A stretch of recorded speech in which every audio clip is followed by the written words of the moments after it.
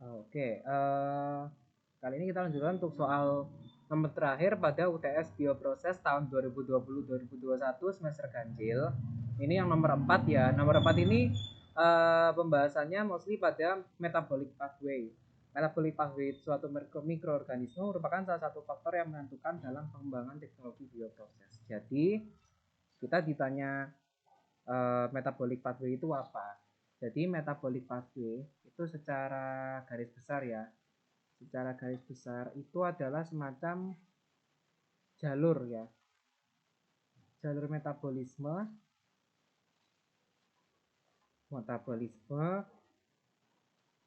dari suatu mikroba ya, dari suatu mikroba untuk menghasilkan suatu produk atau senyawa ya, untuk menghasilkan suatu produk.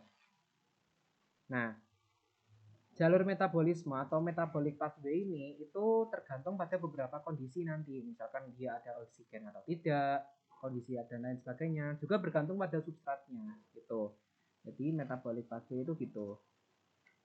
Nah, metabolic pathway itu bergantung pada kondisi ya, entah kondisi lingkungan, juga bergantung pada substratnya gitu. Nah, terus kenapa kok kita harus mempelajari metabolic pathway sebagai pengembangan teknologi bioproses? Karena dari metabolic pathway itu kita tahu, nah, dari metabolic pathway itu harapannya adalah kita bisa mengetahui proses pembentukan produk ya, proses pembentukan produk dari substrat menggunakan mikroba. Nah, menggunakan mikroba. Nah, proses pembentukan produk dari substrat menggunakan mikroba dengan kondisi-kondisi tertentu gitu.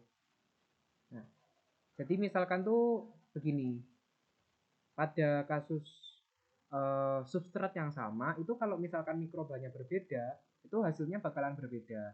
Terus walaupun juga nanti misalkan satu mikroorganisme sama, kalau misalkan nanti kondisinya berbeda itu juga bakalan berbeda gitu. Nah, itulah pentingnya kita belajar tentang metabolic pathway dalam pengembangan teknologi bioproses gitu.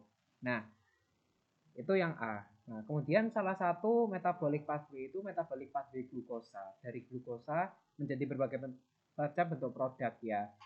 Salah satu fase dari metabolisme ini glukosa itu adalah yang dikenal dengan EMP pathway, yaitu glikolisis. Nah, ini bisa teman-teman lihat untuk diagramnya ya. Karena ini prosesnya sangat panjang, jadi langsung aku lampirkan gambar saja. Kita disuruh menjelaskan fase-fase utama proses glikolisis dari glukosa ya. Untuk to be noted bahwa reaksi dari glikolisis itu produknya ini ya. Jadi kita punya glukosa, terus kita punya NAD+, kita punya ADP dan P, dan ini nanti akan terbentuk 2 pirufat. Jadi secara garis besar itu akan terbentuk 2 pirufat, 2 ATP, NADH, dan uap air. Nah, di sini ini ada berbagai macam proses. Ada proses yang membutuhkan energi ya, fase pembentukan glukosa menjadi apa ini? Fruktosa 1,6 bifosfat ini nanti akan membutuhkan energi. Nah, butuh energi. Kemudian nanti akan ada semacam isomerase gitu ya sehingga terbentuk ini. Nah, di sini nanti ada proses yang menghasilkan energi juga. Nah, menghasilkan energi. Sehingga nanti di ending terbentuknya juga pirufat. Jadi sebenarnya fase-fase utama dari proses glikolisis dari glukosa itu ada pemecahan glukosa pasti ya. Ada pemecahan glukosa menjadi fruktosa fosfat dan lain sebagainya. Kemudian di sini juga ada isomerasi. Nah, isomerisasi atau isomerasi yang kemudian nanti di akhir akan terbentuk pirufat. Gitu, pembentukan pirufat.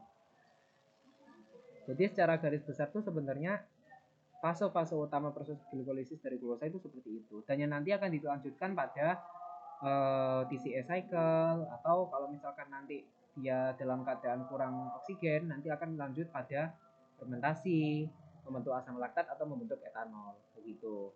Jadi garis besar untuk nomor 4 itu seperti itu.